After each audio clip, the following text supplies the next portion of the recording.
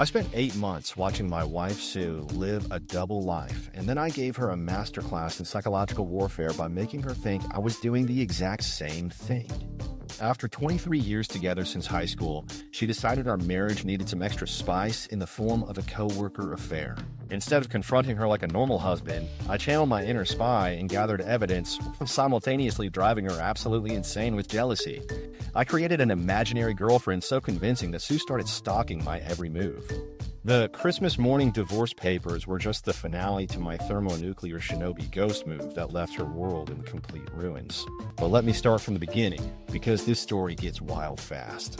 The perfect storm that started it all.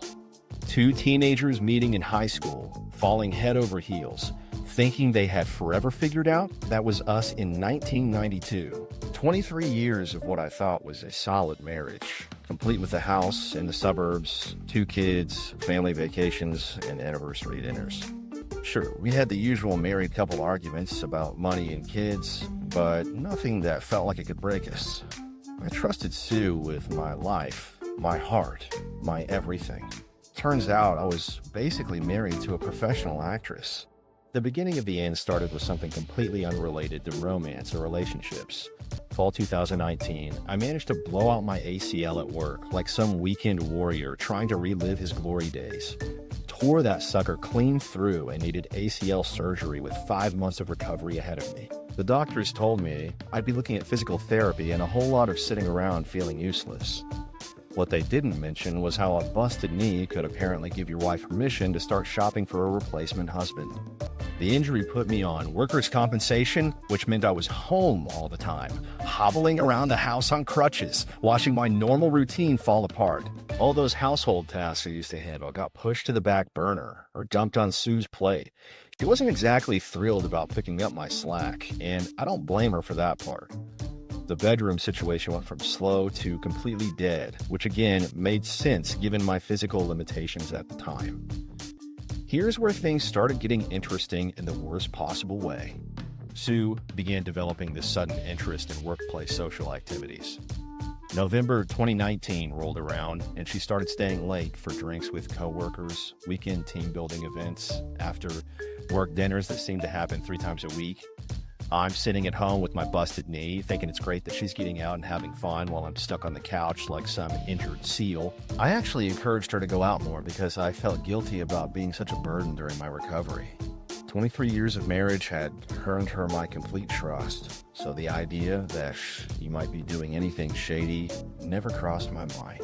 She'd tell me about her coworkers, mention going to dinner with the team, talk about office drama, and I'd nod along like the supportive husband I thought I was being. The first real red flag should have been obvious, but when you trust someone completely, you explain away every weird behavior. Sue's phone became surgically attached to her hand sometime around January 2020. Not just carrying it around more, but actually clutching it like it contained the secrets to eternal life. She'd take it to the bathroom, sleep with it under her pillow, get jumpy whenever it buzzed, and position herself so the screen was always angled away from me. The woman who used to leave her phone on the kitchen counter for hours at a time suddenly couldn't go 5 minutes without checking it. When I asked about the phone behavior, she had perfectly reasonable explanations about work emails, group chats with her coworkers, and staying connected with family. All totally normal stuff that made me feel like a paranoid idiot for even noticing. The emotional distance started creeping in around the same time, but it happened so gradually that I convinced myself it was just the stress of my injury affecting both of us. Sue stopped giving me those casual touches married couples share. No more hand on my shoulder when she walked by. No more quick kisses when she came home from work. No more reaching for my hand during movies. The hugs became these awkward, brief things that felt more like social obligations than affection. She'd sit on the opposite end of the couch during our TV time, go to bed earlier or later to avoid the same schedule, and find reasons to be busy whenever I tried to have conversations that went deeper than logistics about kids and bills. I kept telling myself this was temporary, that once I got back to normal physical activity, things would return to how they used to be. Looking back, I was like some hobbled detective gathering clues, without realizing I was solving a case. The long showers became a daily thing, Not just regular cleaning, but these extended sessions where she'd lock the door and run the water for 30 or 40 minutes. She started doing laundry more frequently, especially her work clothes, and became very particular about washing certain items immediately after wearing them. Her work schedule became unpredictable in ways that had never happened before. Meetings that ran late, projects that required weekend time, conferences that popped up with short notice. Every explanation sounded reasonable by itself, but together, they painted a picture I was too trusting to see clearly. The strangest part was watching her become more interested in my activities while simultaneously pulling away emotionally.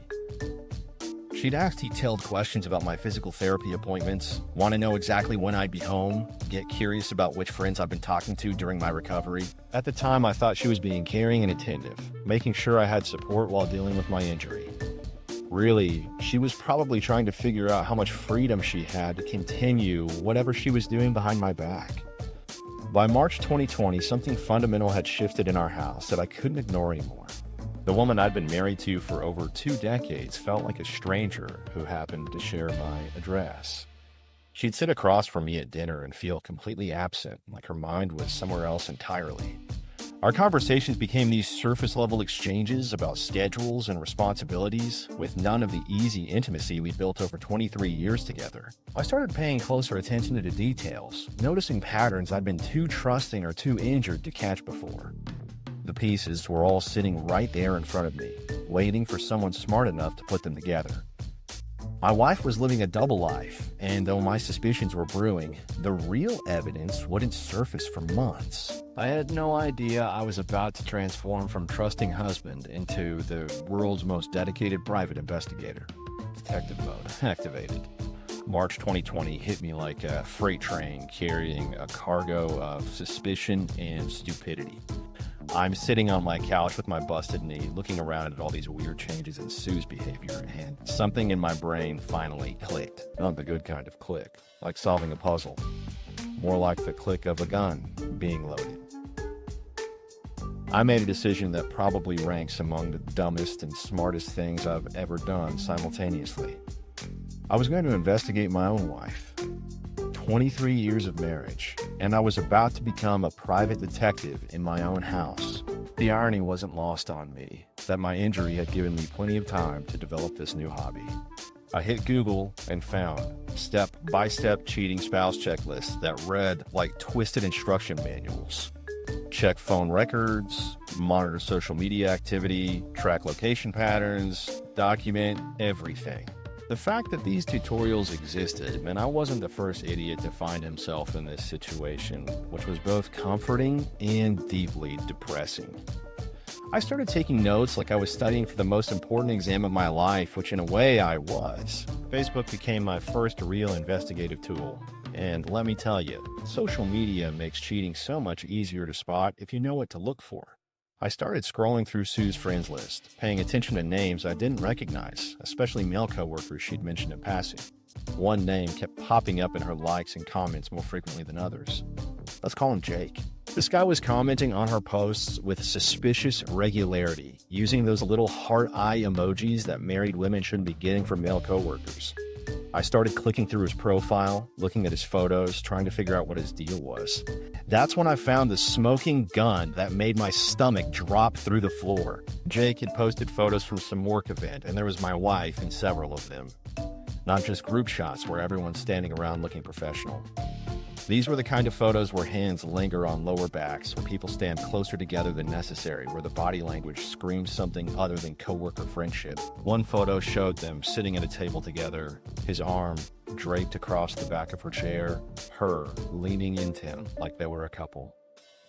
Another showed them standing by a bar, his hand resting on her hip while she looked up at him with an expression I recognized because she used to look at me that way. I tried to friend request Jake, thinking maybe I could get a closer look at his profile and see if there were more photos. The request sat there for about 2 hours before I got a notification that made everything crystal clear. He blocked me. Not declined my friend request, blocked me entirely. I couldn't see his profile anymore, couldn't search for his name, couldn't access any of his information. The man had completely cut off my ability to see anything about his online presence. Nothing says innocent workplace friendship quite like immediately blocking your coworker's husband the moment he tries to connect with you on social media. My next step involved getting very familiar with our Verizon account in ways I'd never bothered with before. Phone records became my new favorite bedtime reading. I logged into our family plan and started looking at call logs, text message timestamps, data usage patterns. Sue's phone activity had increased dramatically over the past few months, with heavy usage during times when she claimed to be working late or hanging out with groups of coworkers. Long phone calls at weird hours, extended text conversations that went on for hours, data spikes that suggested she was sending photos or videos. The patterns were so obvious once I started paying attention that I felt like an idiot for missing them for months. Technology in 2020 offered some interesting options for the suspicious spouse market. After way too much research into spy apps and monitoring software, I found one that could be installed remotely if you had access to the target phone for about 5 minutes.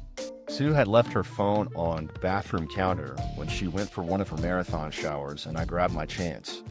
The whole process took less than 3 minutes, and suddenly I had access to her text messages, call logs, location data, and even real-time notifications when she sent or received messages. The app ran completely hidden in the background, invisible to anyone who didn't know exactly where to look for it. The hardest part of this whole investigation wasn't the technical stuff or even finding the evidence.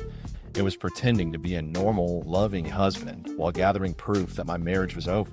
I had to kiss her goodbye in the mornings, ask about her day when she came home late, act interested in her stories about work events, and maintain physical affection when all I wanted to do was confront her with everything I'd discovered. The performance required me to split my personality into two completely different people. During the day, I was detective husband, collecting evidence and building my case. In the evenings, I was clueless husband, still believing his wife loved him and was just going through a rough patch. The spy app notifications started coming in immediately, and they painted a picture that was both exactly what I expected and somehow still shocking to see in black and white. Text conversations filled with inside jokes, planning meetings that had nothing to do with work, discussions about times and places where they wouldn't be seen together. The location data showed her phone spending hours at addresses that weren't her workplace, restaurants she'd never mentioned going to, and even what appeared to be Jake's apartment complex based on how frequently she visited that particular location. Living with this information while maintaining my cover story became its own special kind of torture. I'd get notifications about romantic text exchanges while sitting next to her on the couch watching television. I'd see evidence of her planning to meet him while she was telling me about working late on some important project. The woman would come home from spending hours with another man and ask me about my day, like nothing had happened. The level of deception required on her part was almost impressive in its completeness. 3 weeks into my investigation, I was sitting in my living room when a notification came through that would change everything. The first smoking gun text message was about to arrive, and what I was about to read would destroy any remaining hope I had for my marriage. The emotional roller coaster from hell. That message contained explicit details about my wife's physical relationship with Jake. It made my stomach turn inside out. I sat like a statue on the couch, hands shaking as I read text after text describing intimate encounters like she was reviewing a restaurant. 23 years of marriage, and I'm discovering my wife has been living a completely separate existence, filled with hotel meetings and graphic conversations about their next encounter. The shock hit me in waves over the next 48 hours. Sue would come home from work, probably fresh from spending time with Jake, and ask how my physical therapy went. She'd sit next to me during dinner making conversation about our kids' schedules, while my phone buzzed with notifications about her planning another meeting with her boyfriend. The level of performance she maintained was almost impressive. She'd even try to comfort me when I seemed distant, rubbing my shoulders and asking if my knee was bothering me more than usual. The irony was suffocating. My cheating wife was trying to console her heartbroken husband, not knowing her attempts at comfort made everything worse.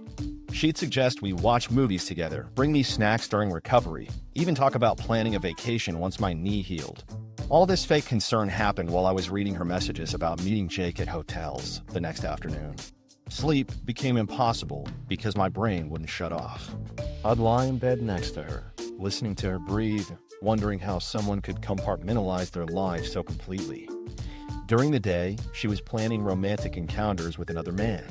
At night, she curled up next to her husband of 23 years like nothing had changed. The mental gymnastics required for that kind of double life seemed exhausting, but she was pulling it off like a professional. Day 3 was when something fundamental shifted inside my head. The devastation and disbelief started transforming into something much more useful. Cold, calculating anger began creeping in, not the explosive kind that makes you do stupid things, but the strategic kind that makes you dangerous. I spent hours thinking about how she'd been lying to my face for months, comforting me about my injury while secretly celebrating the freedom it gave her to cheat. The anger was almost energizing. For months, I'd been feeling sorry for myself about my injury, guilty about being a burden on my family, worried about how my limitations affected everyone else. Now, I had a completely different focus. Instead of feeling like a victim of circumstances, I started feeling like someone who had been deliberately betrayed by the person I trusted most. That shift in perspective was like switching from defense to offense in the middle of a game.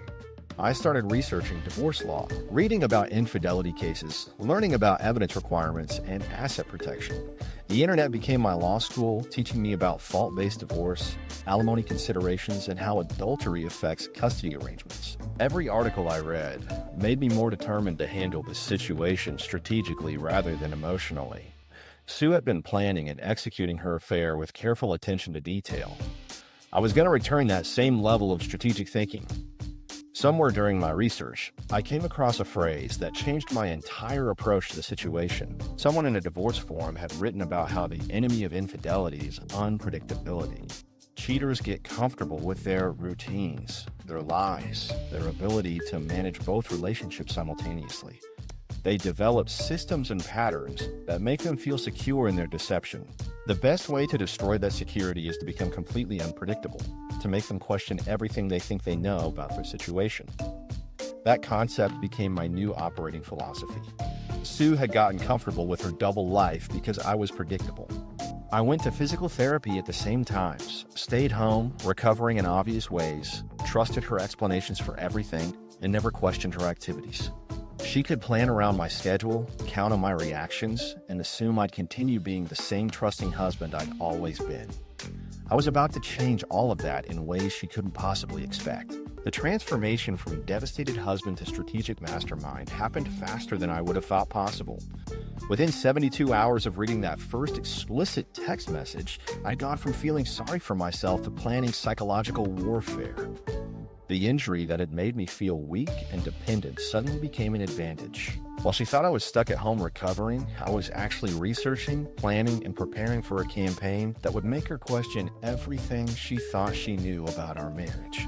I made a decision that would have seemed impossible just days earlier. Instead of confronting her with the evidence and demanding explanations, I was going to make her life hell while I prepared for my exit. She wanted to live a double life, playing devoted wife while sneaking around with her boyfriend.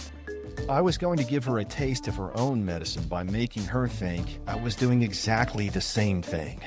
The plan forming in my head was beautiful in its simplicity. Sue was comfortable because she thought she was in control of the situation. She believed she knew exactly what I was doing, where I was going, and how I was spending my time. I was going to shatter that comfort by becoming the kind of unpredictable husband who made her wonder what secrets I might be keeping. The shift from grief to cold calculation happened overnight, and unpredictability was going to be my weapon of choice. Operation Mind Games begins. My first move was targeting the foundation of her confidence predictability. Sue had spent months perfecting her routine and deception, building comfortable patterns that allowed her to manage both her marriage and her affair without feeling threatened. She'd gotten sloppy because she felt secure. That security was about to become her biggest vulnerability. I started staying out longer during my physical therapy appointments. Instead of coming straight home after my sessions, I'd drive around town for an extra hour or two, sometimes stopping at coffee shops or bookstores, other times just sitting in parking lots scrolling through my phone. When Sue asked about the longer absences, I'd give vague answers about running errands or meeting with insurance people about my workers' compensation case. Nothing technically dishonest, but definitely not the complete truth she'd gotten used to receiving from me. The phone behavior came next, and this was where things got interesting. For 23 years, I'd been an open book with my phone. Sue could pick it up any time, answer calls for me, check messages when I was busy. Suddenly, I started treating my phone like it contained nuclear launch codes. I'd carry it with me everywhere, including the bathroom. When it rang, I'd step outside to take calls. If she walked into a room while I was texting, I'd casually angle the screen away from her view. I started setting it face down during dinner and keeping it on my side of the bed at night. Watching a cheating spouse react to suspicious behavior is like watching someone try to solve a puzzle while blindfolded. Sue's guilt made her incredibly sensitive to any changes in my routine, but she couldn't ask direct questions without revealing why she was suddenly so interested in my activities. She'd make casual comments about me seeming different lately, ask innocent questions about who I'd been talking to on the phone, or mention that I seemed to be out more often than usual. Every probe for information had to be disguised as normal spousal curiosity, but her anxiety was obvious to anyone paying attention. The beauty of making a cheater paranoid is that their own conscience does most of the work for you. Sue knew she was betraying our marriage, so when I started acting secretive, her brain immediately jumped to the worst possible conclusions. She'd spent months assuming I was completely clueless about her activities, but now she was wondering if I'd been keeping secrets of my own. The same woman who'd been sneaking around with Jake for months suddenly couldn't handle the thought that I might be doing something similar. I enlisted my closest friends as accomplices in this psychological campaign, though I didn't tell them the full story at first. I'd call them from different locations and have conversations that sounded suspicious if someone was only hearing my side. Statements like, "Yeah, I can meet you there, 3," or "No, she doesn't know about any of this yet," or "I'll text you when I'm leaving the house," became regular parts of my phone conversations. If Sue was listening, these calls sounded like I was coordinating secret meetings or activities I didn't want her to know about. My friend Mike became particularly helpful in this operation. He'd call me at random times, and we'd have conversations about completely innocent topics. But I'd talk in ways that sounded secretive. We might be discussing a new restaurant he wanted to try, but I'd say things like, "I'm not sure if I can get away for that long," or "Let me see what her schedule looks like first." From Sue's perspective, these conversations suggested I was planning activities around her availability, which was exactly the kind of behavior she'd expect from someone having an affair. The spy app gave me front row seats to Sue's escalating panic in real time. The exact moment I stayed out 3 hours past my usual physical therapy time, her text to Jake turned frantic. She was asking him if he thought I was acting strange, whether I might be suspicious of something, and if she should be worried about my recent behavior changes. Reading her paranoid messages while sitting in a Starbucks parking lot, knowing she was at home spiraling about what I might be doing, was almost therapeutic. The paranoia started showing up in obvious ways within just a few weeks. Sue began checking in with me more frequently throughout the day, sending texts asking about my location or what I was doing. She called during my physical therapy appointments to see how long they'd take. When I came home later than expected, she'd ask detailed questions about where I'd been, what had taken so long, and who I'd seen while I was out. The woman who'd been lying to me for months suddenly needed detailed accounting of my every movement. I started mentioning random female names in casual conversation, never the same name twice, and always in context that could be completely innocent. I'd say things like, "Sarah mentioned something interesting about that restaurant," or "Jennifer thinks the physical therapy place on Main Street is better." These weren't real people, just names I'd throw into conversations to see how Sue would react. She'd always ask follow-up questions about who these women were, how I knew them, and where I'd run into them. Her need to identify every female name I mentioned was becoming obvious. The mental gymnastics required for Sue to maintain her own affair while suspecting me of cheating created some truly entertaining situations. She'd come home from spending hours with Jake, then immediately start interrogating me about why I seemed distracted or asking who I'd been texting during the day. The cognitive dissonance of a cheating spouse accusing their partner of suspicious behavior would have been hilarious if it wasn't so pathetic. By this point, Sue was calling or texting me multiple times during any absence longer than an hour. She'd ask about my location, when I'd be home, and what was taking so long.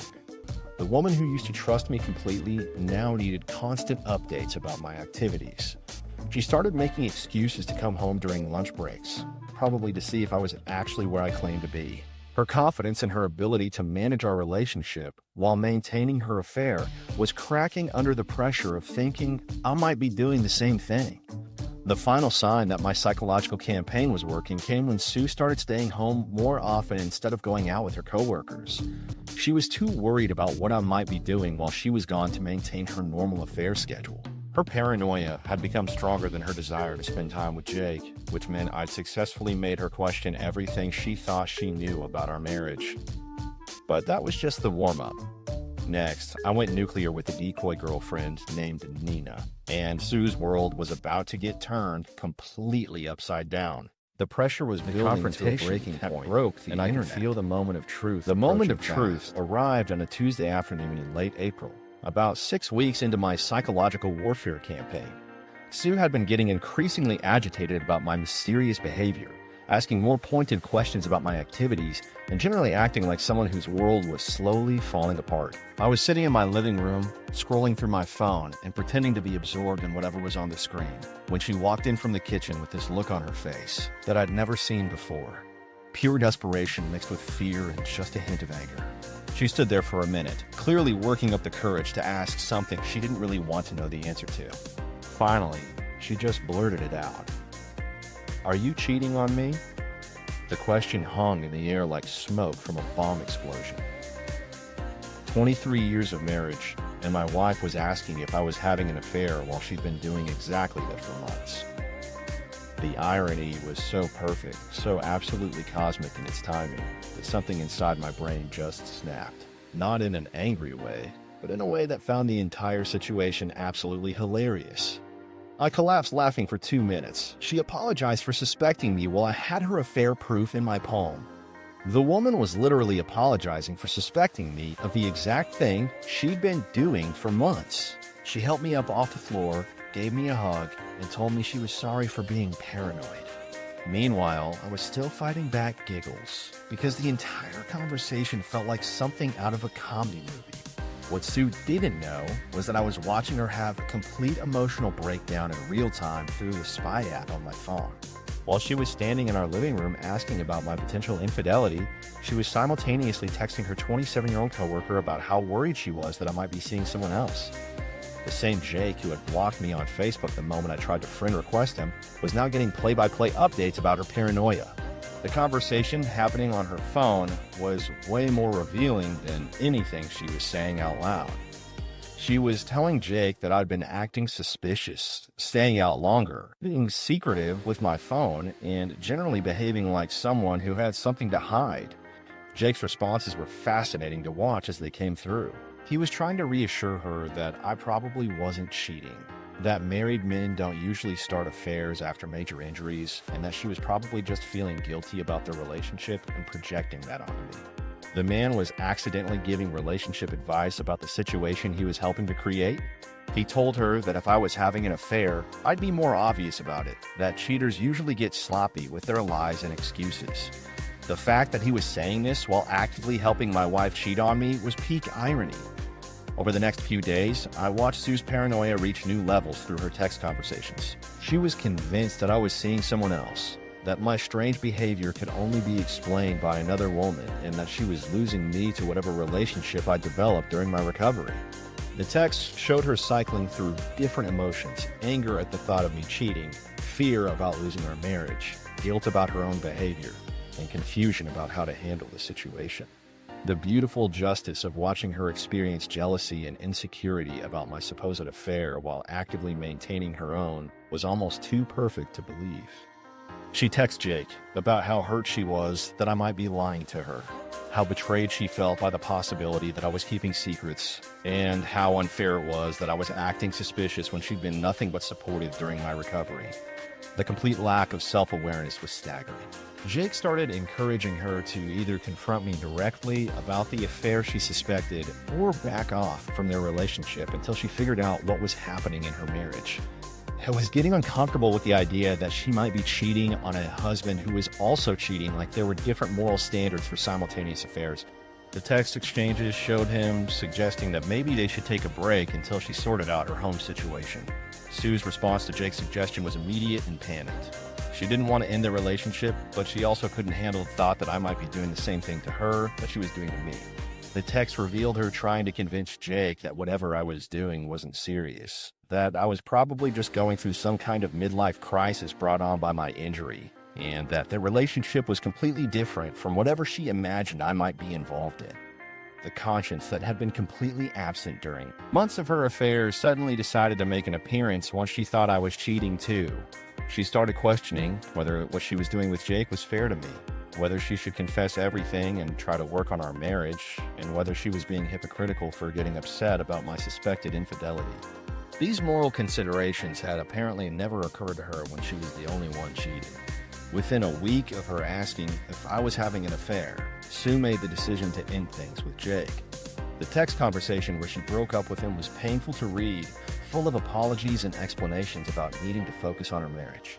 She told him that she couldn't continue their relationship while suspecting me of cheating, that it felt wrong to be with him when I might be with someone else, and that she needed to figure out what was happening in her own house before she could think about anything else. Jake didn't take the breakup well, sending long messages about how much their relationship meant to him, how he thought they had something special, and how he didn't understand why my possible affair should affect what they had together. He tried to convince her that she deserved to be happy regardless of what I was doing, that she shouldn't sacrifice her own happiness for a marriage that might already be over. Sue's attempts to save our marriage while I was planning her destruction became the most pathetic part of this entire situation. She started being more affectionate, asking about my day with genuine interest, suggesting activities we could do together once my knee healed completely.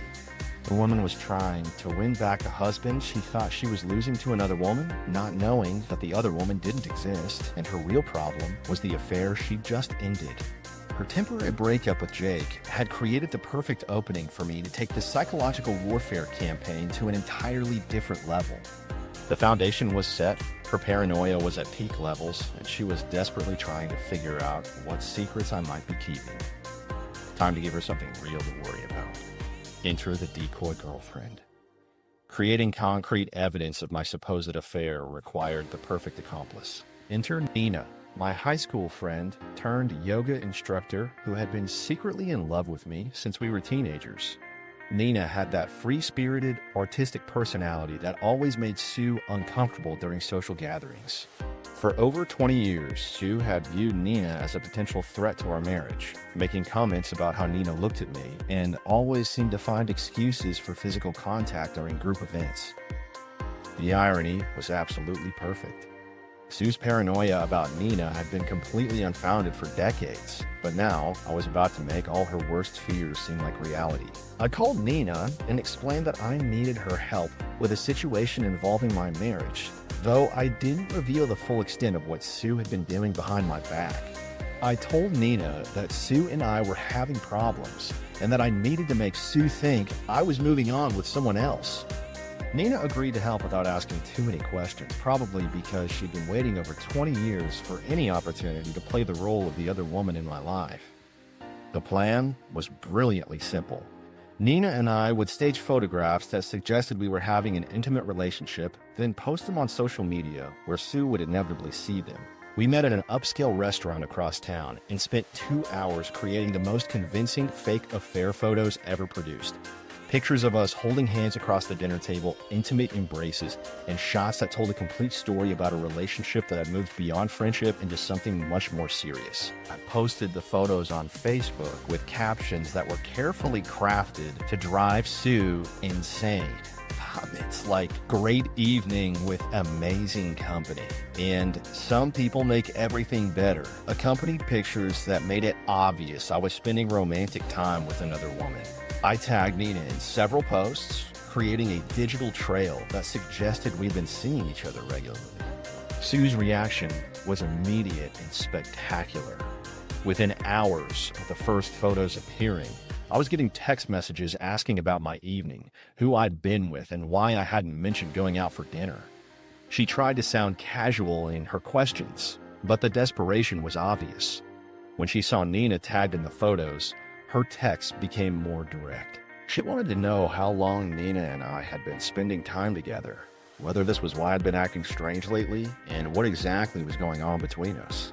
The confrontation happened 2 days after I posted the restaurant photos. Sue came home from work and immediately started asking about the pictures she'd seen on Facebook.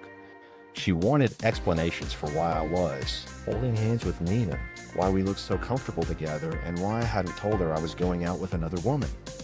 Her voice had that strange quality that happens when someone is trying to stay calm while their world falls apart. I decided this was the perfect moment to drop my nuclear bomb. Instead of explaining the photos or making excuses, I looked Sue directly in the eyes and said, "Interesting that you're concerned about me spending time with Nina when you've been meeting Jake at hotels for the past 6 months." The silence that followed was so complete I could hear the refrigerator humming in the kitchen. Sue's face went through about 5 different expressions in the span of 10 seconds, starting with confusion and ending with pure terror. Her deer in headlights reaction was everything I'd hoped for and more. She started stammering about not knowing what I was talking about, asking who Jake was, claiming she'd never heard that name before. The performance was pathetic because she knew that I knew, but she couldn't figure out how much I actually knew. I watched her brain trying to calculate whether I had proof or was just fishing for information based on suspicions. When Sue realized that denying Jake's existence wasn't going to work, she switched tactics and started trying to explain away her relationship with him. She claimed they were just coworkers who had become friends, that any photos I might have seen were from work events where everyone was being social, and that I was misinterpreting innocent interactions. She insisted that whatever I thought was happening between them was all in my head, that she would never do anything to betray our marriage. The speed with which she tried to justify her behavior while simultaneously attacking mine was impressive in its hypocrisy. Sue wanted to know every detail about my relationship with Nina while claiming that her relationship with Jake was completely innocent. She demanded explanations for the romantic photos while insisting that her own inappropriate pictures with Jake meant nothing. The mental gymnastics required to maintain both positions simultaneously seemed to be causing her actual physical stress. Sue's desperation to win me back kicked into overdrive when she realized I knew about Jake. She started being affectionate in ways she hadn't attempted in over a year, initiating physical contact, suggesting date nights, and generally acting like the devoted wife she stopped being months earlier. The woman who'd been emotionally absent for most of our marriage suddenly wanted to spend every waking moment together, probably to prevent me from seeing Nina again. The clingy behavior was almost suffocating. Sue would text me constantly when she was at work, call during lunch breaks to check in, and find excuses to come home early or skip after-work activities. She started planning weekend activities for us, suggesting romantic dinners, and even bringing up the possibility of taking a second honeymoon once my knee healed completely. All of this attention was happening because she thought she was losing me to another woman, not because she'd suddenly remembered how to be a wife. Within a week of the photo confrontation, Sue had completely cut contact with Jake. I watched through the spy app as she sent him a final message explaining that she needed to focus on saving her marriage, that she couldn't continue their relationship while I was apparently seeing someone else, and that she was sorry for how everything had worked out between them. The fake girlfriend strategy had worked perfectly, manipulating her into ending her real affair by making her believe I was having a fake one. But while Sue was desperately trying to save our marriage through sudden displays of affection and attention, she had no idea what I was actually preparing behind the scenes. The psychological warfare had served its purpose, but now it was time for something much more permanent and devastating. Christmas was still months away, but I was already planning to make it a holiday she would never forget. The legal and financial nuclear option. The psychological warfare had served its purpose perfectly, but the real battle required legal ammunition and financial strategy. I started making phone calls to divorce attorneys, researching asset protection strategies, and learning about the specific requirements for proving adultery in New York's fault-based divorce system. Turns out that proving your spouse cheated requires a lot more documentation than just having suspicious text messages and some questionable photos. My first stop was finding a lawyer who specialized in high-conflict divorce cases and had experience with adultery claims. I met with 3 different attorneys before settling on someone who seemed genuinely excited about the evidence I gathered and the strategic approach I wanted to take. She explained that fault-based divorce proceedings require extensive documentation, witness statements, and a paper trail that proves the affair beyond any reasonable doubt. The spy app had given me access to months of incriminating text messages, but I needed to organize everything into a format that would hold up in court when I filed on adultery grounds. The process of building a legal case against your own wife is surprisingly similar to preparing for a major business presentation, except instead of quarterly sales figures, you're organizing evidence of betrayal and deception. I spent months compiling 14 binders of incriminating proof. Everything from initial Facebook discoveries to detailed timelines showing exactly when she was lying about her whereabouts while meeting Jake. Every romantic message, every plan to meet secretly, every lie she told me about working late got documented and filed in what eventually became the most thorough adultery case my lawyer had ever seen. The office supply budget for this revenge operation reached almost $1,500 by the time I finished organizing everything. Staples became my second home as I purchased binders, dividers, page protectors, printing supplies, and enough organizational materials to stock a small law firm.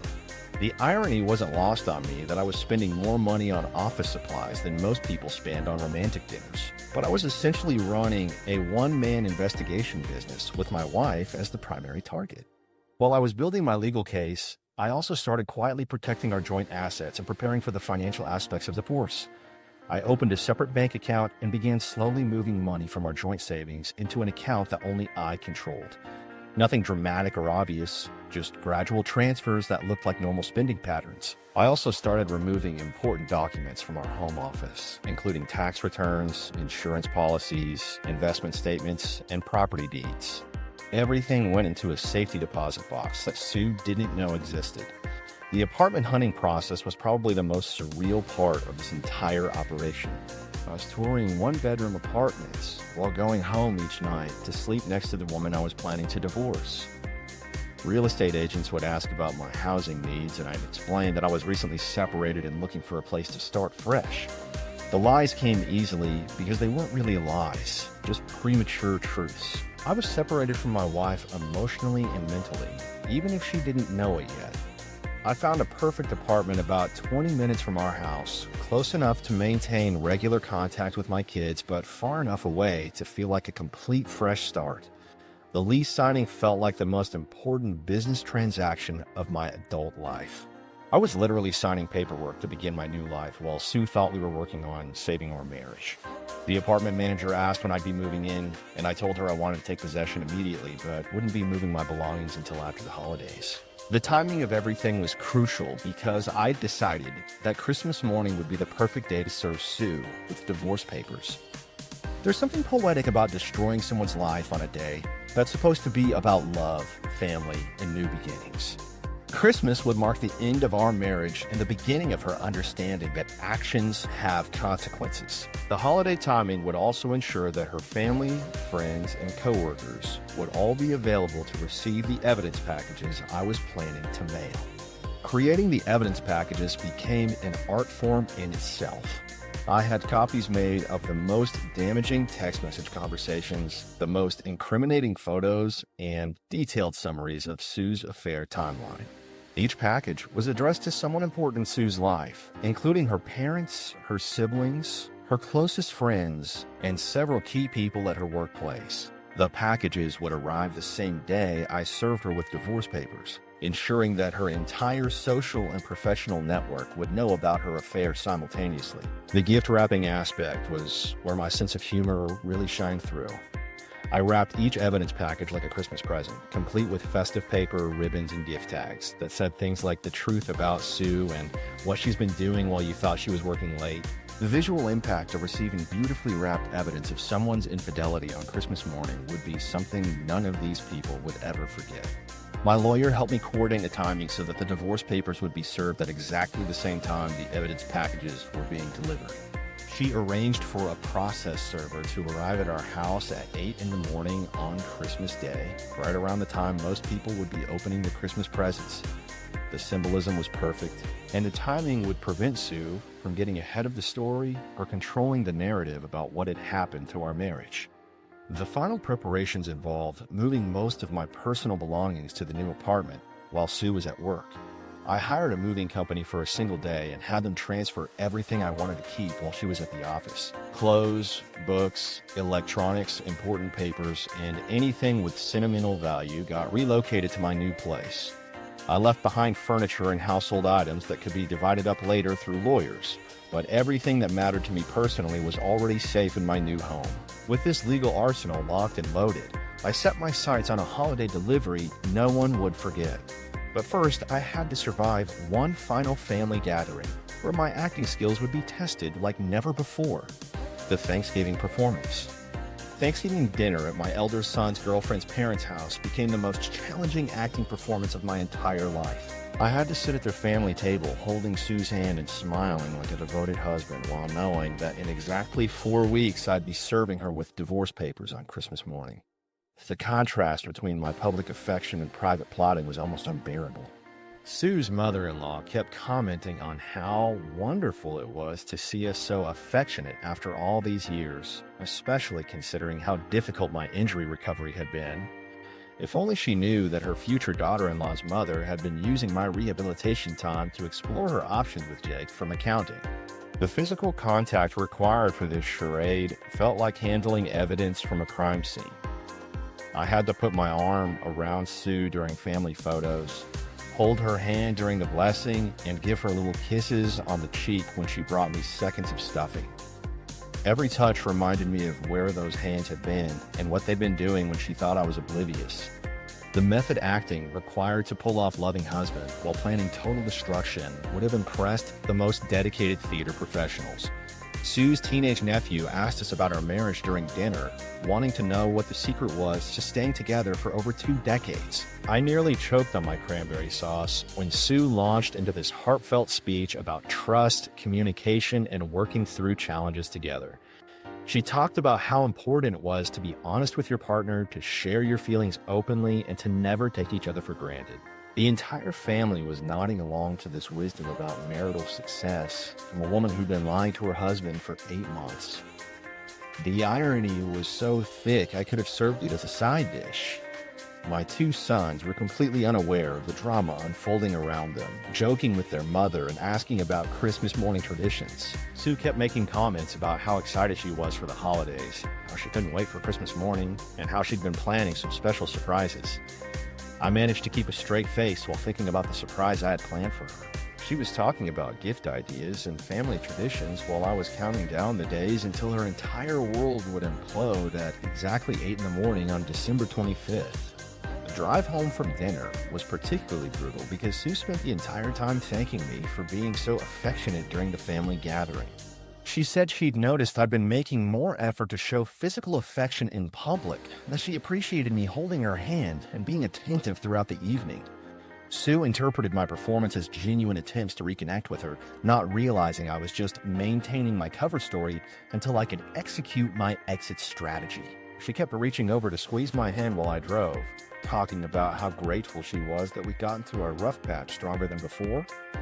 When we got home that night, Sue initiated intimacy for the first time in over a year. The situation was so twisted that I actually went along with it, partly to maintain my cover and partly because I knew it would be the last time. The dark humor of the situation wasn't lost on me when I insisted on using protection for the first time in 20 years of marriage. Sue seemed confused by this sudden concern about contraception, asking questions about why I thought we needed protection after all this time. I made up some excuse about not wanting any surprise pregnancies while we were still dealing with my injury recovery and getting our relationship back on track. Sue's confusion about the condom usage was actually pretty entertaining to watch. She kept asking if I was worried about something, if there was a medical reason for the sudden change, and whether my doctor had recommended protection for some reason related to my knee surgery. I could see her brain trying to work through the logic of why her husband would suddenly start using protection after 2 decades of marriage. The real reason, of course, was that I had no idea where she'd been or what she might have picked up during her extracurricular activities with Jake. The next morning brought an interesting development that I watched unfold through the spy app while Sue was in the shower. Jake had apparently spent his Thanksgiving alone and was feeling particularly needy about their relationship status. He sent a series of increasingly desperate text messages asking if she'd changed her mind about ending things between them, whether she was really committed to working out her marriage, and if there was any chance they could meet up one more time before she cut contact completely. The messages revealed just how attached he'd become to their affair, and how difficult he was finding it to accept that she was choosing her marriage over their relationship. Sue's response to Jake's desperate pleas was exactly what I'd hoped it would be. Instead of maintaining her decision to focus on our marriage, she agreed to meet him one final time. The text exchange showed her suggesting they get together the following weekend for what she called closure, though the conversation quickly turned into planning what was obviously going to be their final intimate encounter. She was literally scheduling one last affair meeting while I was downstairs making coffee and thinking about how grateful she'd seemed the night before. The timing of this final betrayal was perfect for my purposes because it meant Sue would be maintaining her deception right up until Christmas morning. She was going to spend the next few weeks pretending to be a devoted wife while secretly planning to meet Jake for one final goodbye. The additional layer of lies and deception just gave me more ammunition for the nuclear option I was about to deploy. Now, by December, she was so torn between me and Jake that I knew only Christmas Day would settle the score.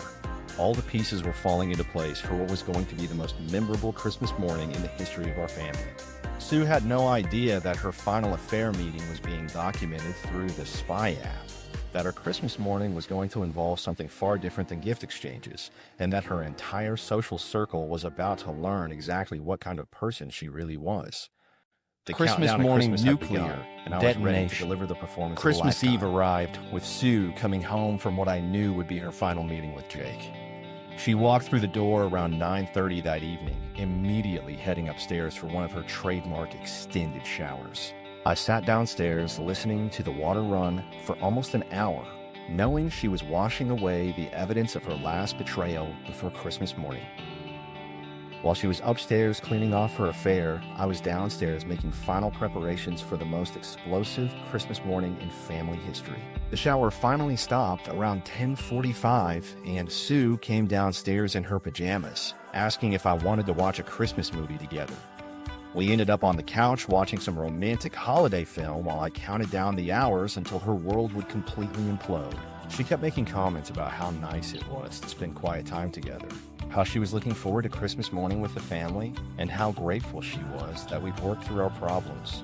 Every word felt like another nail in the coffin of our marriage, but I just smiled and agreed that Christmas was going to be very special this year.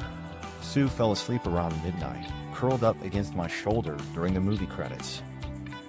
I waited another hour to make sure she was completely unconscious before beginning the most important gift wrapping session of my life.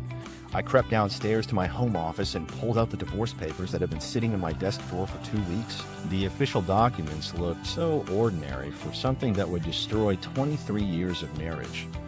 I found the most festive Christmas wrapping paper we had, complete with Santa and reindeer patterns, and carefully wrapped the legal papers like they were the most wonderful present anyone could receive. The gift tag was the perfect finishing touch. I wrote "Merry Christmas" in my best handwriting. Nothing else, just those 2 words that would completely redefine what Christmas meant for our family. The understatement was so massive it was almost funny. 23 years of marriage ending with a cheerful holiday greeting attached to divorce papers wrapped in jolly Christmas paper.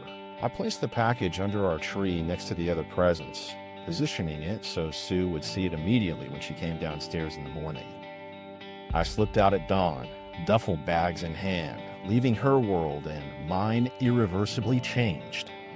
The drive to my new apartment felt like the longest 20 minutes of my life. I was officially leaving behind everything I'd known since I was 17 years old, but instead of feeling sad or nostalgic, I felt this incredible sense of freedom. The woman sleeping in our bed had no idea that when she woke up in a few hours, I'd be completely unreachable and her entire social circle would know exactly what kind of person she really was. I spent the early morning hours in my apartment, watching the clock and waiting for 8 o'clock when the process server would arrive at the house. At exactly 7:45, I got a text message confirming that all the evidence packages had been delivered to their destinations. Sue's parents, siblings, closest friends, and several key people at her workplace had all received beautifully wrapped Christmas presents containing detailed documentation of her affair. The timing meant that people would be opening these packages at exactly the same time Sue was discovering her divorce papers. 8/5 brought the first sign that my plan was working perfectly.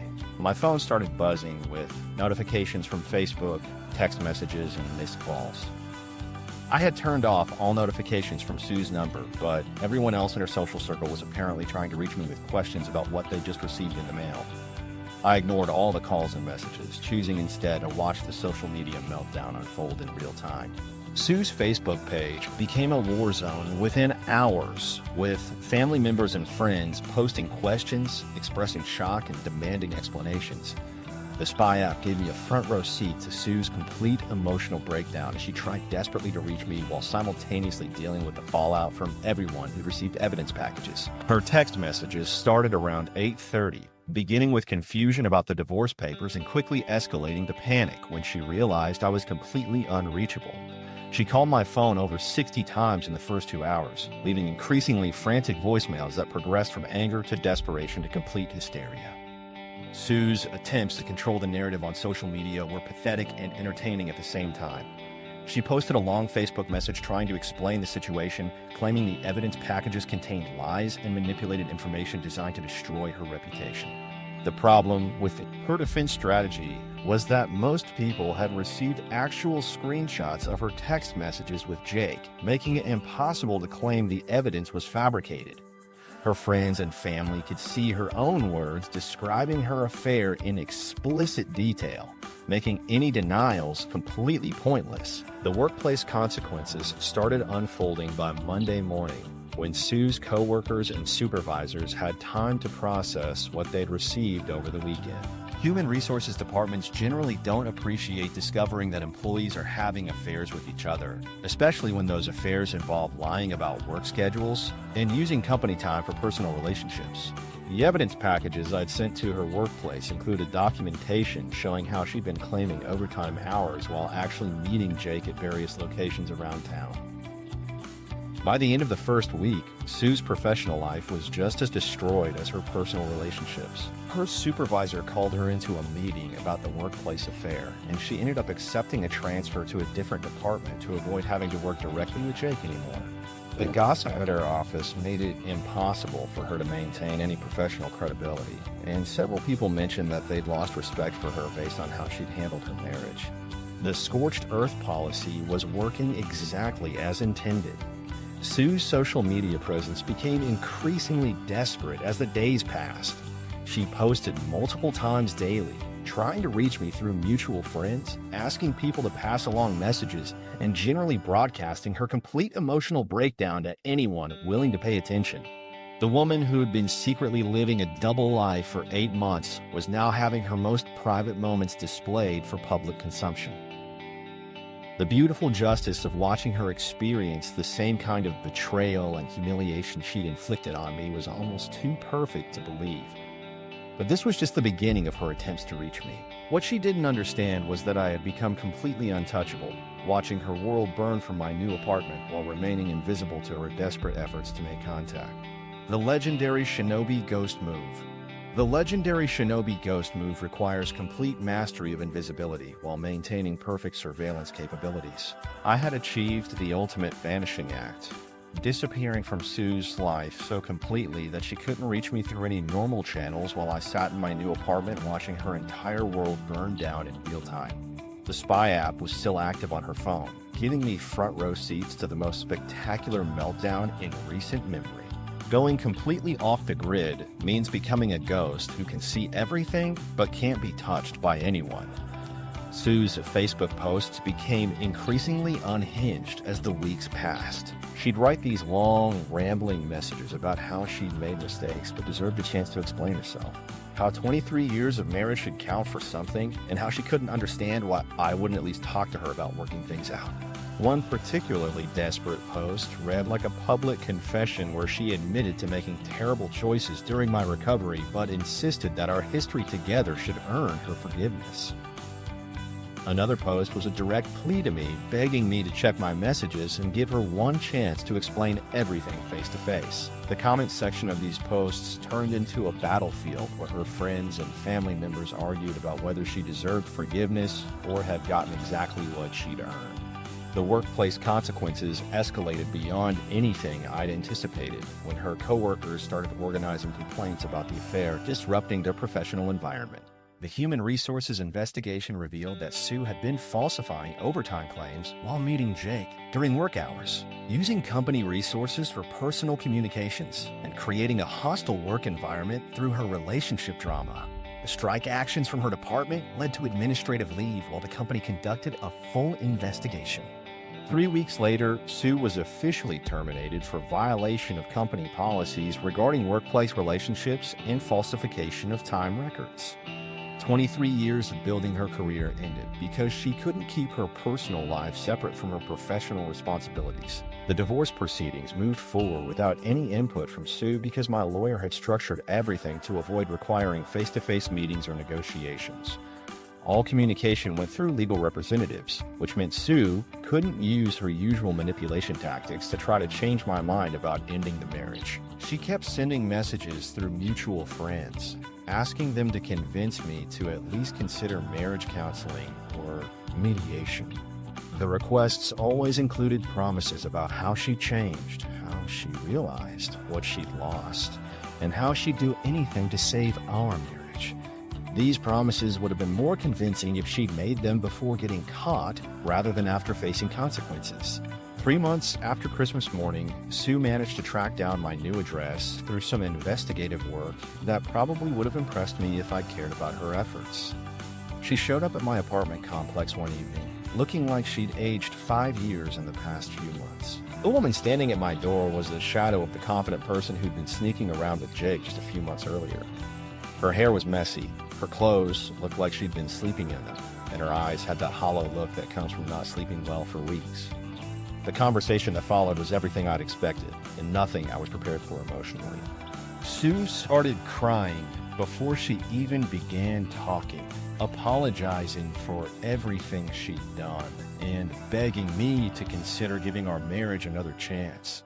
She admitted to the affair, claimed she'd ended things with Jake permanently, and insisted that she'd learned from her mistakes. The tears seemed genuine, but I'd watched this woman lie to my face for 8 months, so her acting ability was already well established. She kept saying she loved me, that she'd always loved me, and that the affair had been a terrible mistake brought on by feeling neglected during my recovery. When Sue finished her prepared speech about redemption and second chances, I gave her a response she definitely wasn't expecting. I looked at her tear-stained face and said, "You had your turn. Now it's just my turn." The silence that followed was so complete I could hear traffic from the street outside. She asked what I meant by that, and I explained that she'd had months to enjoy her secret relationship while I sat at home, trusting her completely. Now, I was going to enjoy my freedom while she dealt with the consequences of her choices. The concept of taking turns seemed to confuse her, like she couldn't understand that actions have equal and opposite reactions. Sue's desperation reached new levels when she realized that logical arguments and emotional appeals weren't working. She started making increasingly dramatic statements about how she couldn't live without me, how her life had no meaning if we weren't together, and how she'd rather die than go through with a divorce. The manipulation was so obvious that I almost felt embarrassed for her. I told Sue that if she was genuinely considering hurting herself, she should call a mental health professional, but that her emotional state wasn't going to change my decision about the divorce. Her problems were her problems, and I wasn't responsible for managing her feelings about the consequences of her own actions. The conversation ended with me walking back into my apartment and closing the door while she stood in the hallway crying. I watched through the peephole as she eventually walked away, probably realizing that dramatic gestures weren't going to fix what she'd broken. The aftermath of that final confrontation brought a sense of closure I hadn't expected. Sue stopped trying to contact me through social media, stopped sending messages through mutual friends, and generally seemed to accept that our marriage was over. The divorce papers were finalized 6 months later without any additional drama or attempts at reconciliation. She moved out of our house and into a small apartment across town, taking only her personal belongings, and leaving behind everything we'd built together over 2 decades. My new life started taking shape in ways I hadn't anticipated. The freedom to make decisions without considering someone else's secret agenda was liberating in unexpected ways. 6 months after the divorce was finalized, I ran into Nina at a coffee shop and realized that our fake relationship photos had created some real feelings that were worth exploring. The woman who'd helped me drive Sue crazy with jealousy turned out to be someone I genuinely enjoyed spending time with when we weren't staging fake romantic encounters. Our first real date felt like the beginning of something authentic after years of living with someone who'd been performing her entire role in our marriage. The ultimate victory wasn't just escaping from a marriage built on lies and deception. It was discovering that life after betrayal could be better than anything I'd experienced before. Sue had given me the gift of freedom without realizing it, and I was finally ready to use that gift to build something real with someone who actually wanted to be with me. The Shinobi Ghost move had worked perfectly, but the real lesson was something much deeper about how strategic thinking changes everything. Looking back at this whole saga, I realized that sometimes the best revenge isn't getting mad or getting even, it's getting creative. While Sue was busy thinking she was the smartest person in the room, I was quietly building a case that would make her Christmas morning unforgettable for all the wrong reasons. The woman who thought she could juggle 2 relationships discovered that her husband had been juggling evidence collection, legal strategy, and psychological warfare like a professional. In the end, Karma's cold dish was wrapped in holiday cheer, and I never looked back. Sue got exactly what she deserved, delivered with perfect timing and maximum impact. Sometimes the universe needs a little help delivering justice, and I was happy to provide the assistance. If you've got your own wild revenge stories or epic relationship drama, drop them in the comments below. And if you enjoyed watching a cheater get their comeuppance served with surgical precision, hit that subscribe button for more.